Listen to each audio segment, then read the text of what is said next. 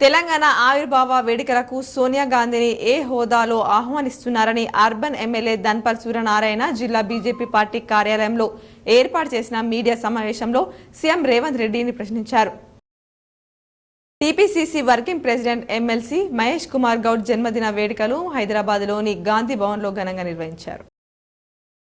బోధన్ నియోజకవర్గంలో ఎమ్మెల్యే సుదర్శన్ రెడ్డి సుడిగాలి పర్యటన చేశారు.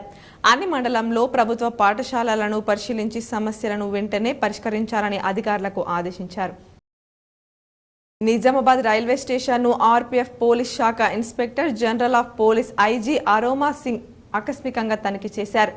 ప్రయాణికులకు ఎలాంటి ఇబ్బందులు రాకుండా చూడాలని పోలీస్ అధికారులను ఆదేశించారు. జిల్లాలోని అన్ని ప్రభుత్వ పాఠశాలలో విద్యార్థులకు స్కూల్ యూనిఫామ్లను సకాలంలో అందించాలని జిల్లా కలెక్టర్ రాజీవ్ గాంధీ హనుమంతు ఆదేశించారు.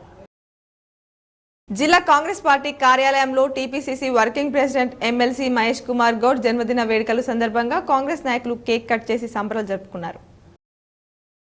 నగరంలోని వినాయక్ నగర్లో గల శ్రీ మహాకాళికాదేవి ఆలయంలో జరుగుతున్న చండీ హోమం కార్యక్రమంలో అర్బన్ ఎమ్మెల్యే ధన్పల్ సూర్యనారాయణ పాల్గొని పూజలు చేశారు.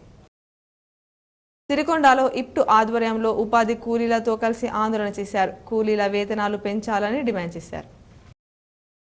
నగరంలో సిపిఎం పార్టీ జిల్లా కార్యాలయంలో కామ్రేడ్ నల్లమల్ల గిరిప్రసాద్ 27వ వర్ధంతిని నిర్వహించారు.